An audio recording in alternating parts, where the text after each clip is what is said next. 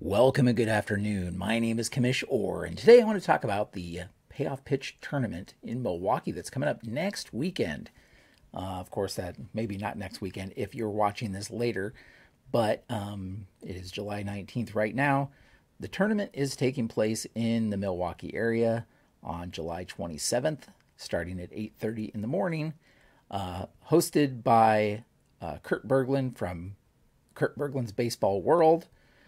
So this is the second Payoff Pitch tournament. There was one in October that I participated in. That was my first face-to-face tournament of any tabletop game that I had ever been to, and it was a lot of fun. And so I was interested in participating this time too, even though I got smoked in the first tournament. So the way it works is you get to pick any team that you want, that you have the Payoff Pitch baseball season card for, and you can bring them to the tournament. You have a 25-man roster. Players have to have been on the roster as of the playoffs that year, whatever year you are bringing, and 4-man pitching rotation for pool play in the morning and tournament play in the afternoon, where I believe you can switch back to 3-man rotation in the afternoon for the tournament. In any event, it's a lot of fun. If you're watching this, there's still time to get in on the action. It's $15 at the door. You would just have to email Bergland.kurt at yahoo.com, I believe. I'll leave that down in the description for this video. But if I'm sure he has a much larger subscriber base than I do, so it's likely that if you're seeing me, you've probably watched his channel, and maybe you've already come across the video for it. But if for some reason you haven't, I will leave a link to his channel down below. He has several videos where he talks about it. But the best thing you can do is just get a hold of Kurt and get signed up if you can make it to Milwaukee next weekend, July 27th, 2024, just in case you happen to be watching this at a much later date.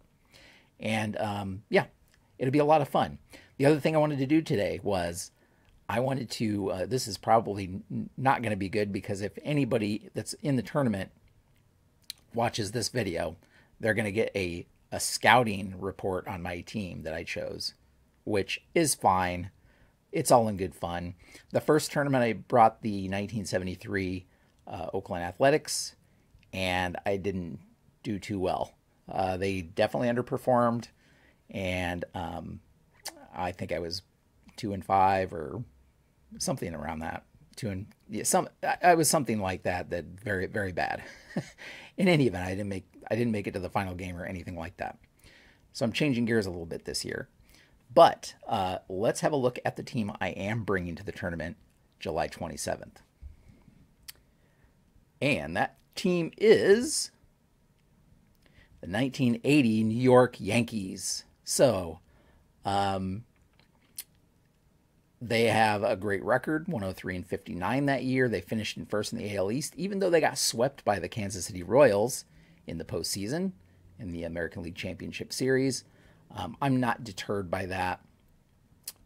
Great lineup of players, from top to bottom, pretty much. And just to kind of give you a little bit of background for those who may not know.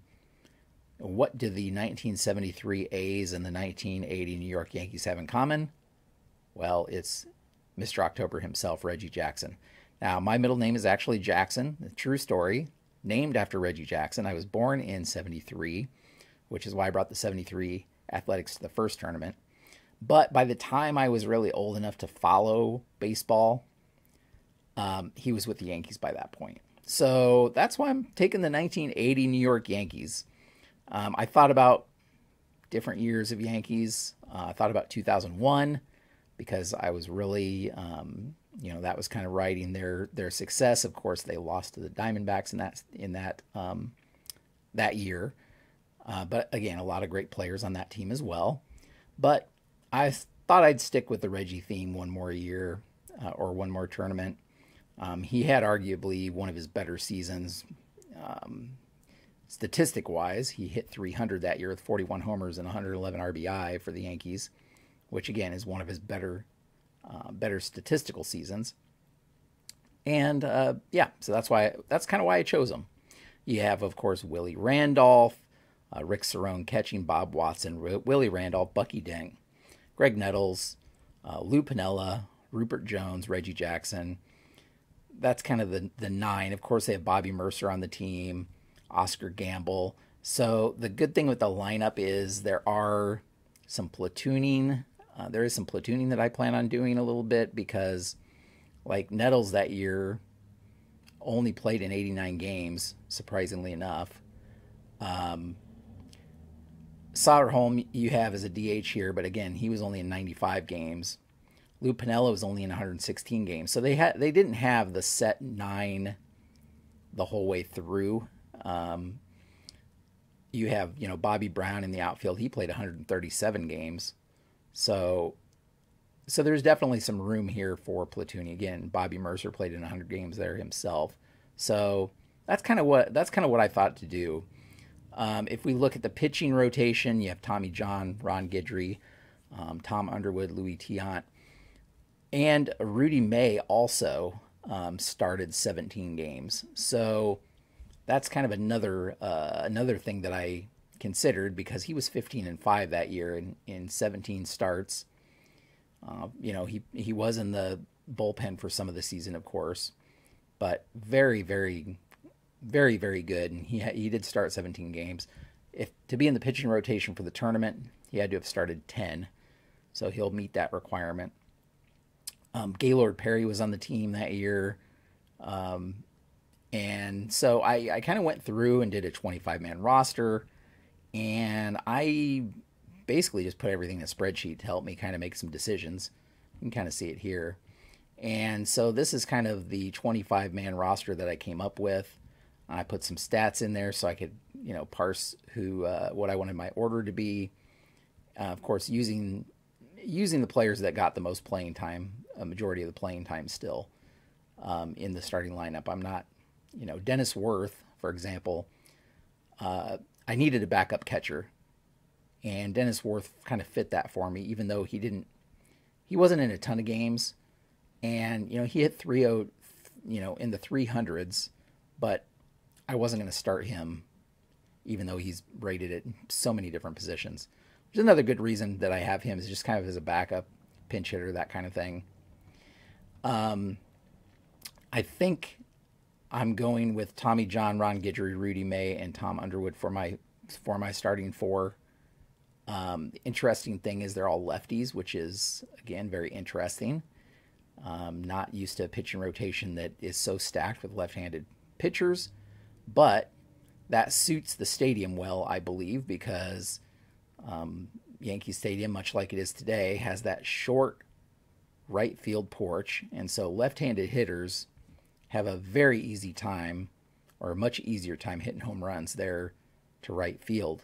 And so with a lefty-dominant pitching staff, the lefty hitters will have a little bit of a disadvantage because most lefty hitters are probably not going to hit a lefty pitcher as well. So that's kind of what I'm looking at. My lineup, as I said, I'm going to be platooning a little bit. Really, against righties, we'll have Randolph leading off, Mercer batting second, Gamble batting third, Reggie, of course, in the cleanup spot. And again, this lineup is kind of started with the base of the real lineups that year, but they had many different lineups that they used. But so I kind of patterned it off of that, made a few tweaks. I do have Greg Nettles at third base against righties, Rupert Jones in center against righties, Bob Watson, Cerrone, and then Dent kind of ending things out. And then against lefties, where we kind of switch things up. Soderholm comes in for Nettles. Again, a lot of these left-handed hitters get replaced in the lineup. The only left-handed hitter left in the lineup against lefties would be Reggie. And again, Nettles gets subbed out. Rupert Jones gets subbed out for Bobby Brown, who saw a lot of time. Bobby Brown will also be a pinch runner off the bench if I need him. Piniella will come in for Gamble against lefties. And I think Fred Stanley will will come in as a DH against lefties. So that I really stacked the lineup with righties against lefties, if that makes sense. So anyway, that's kind of what I'm doing coming into it. Just want to kind of give you a little bit of background on that and my choice. And I'm really hoping that the 1980 Yankees do better than the 73 A's did. Can't do much worse. And again, I don't really know what I just think it was just, I mean, a lot of it's just bad luck. And you're playing against good teams, of course, because everybody's, well, I shouldn't say everybody. Most people are choosing teams that are, playoff caliber teams. So you're going to run into good teams. I just think that 1980 Yankees are a little bit better stacked for this. If we look at, actually, if we just look at the Yankees stats, we can see that particular year, they were in the upper half for a top couple of teams for offense. If we're looking at OPS, they were number 3 among the AL teams in offense that year. Pitching's even better. If we look at ERA, they were number 2 in ERA that year. And, the pitching is just stacked, I think. The starting pitching is, at least, is very, very good. So, again, I feel pretty confident this year. Not overconfident, hopefully, but I'm just there to have fun, and it's just fun playing with other people. And so, yeah, if you're out there and you're wondering about the Payoff Pitch Tournament, feel free to, there's still time to get in on it. Even if you never played Payoff Pitch before, you can still come and learn how to play. It's a very easy game to pick up and play and understand right away. So I encourage you to come join us if you're in the area that next weekend. So I think that's where we'll leave things. Thanks so much for watching. Until next time, have a great evening.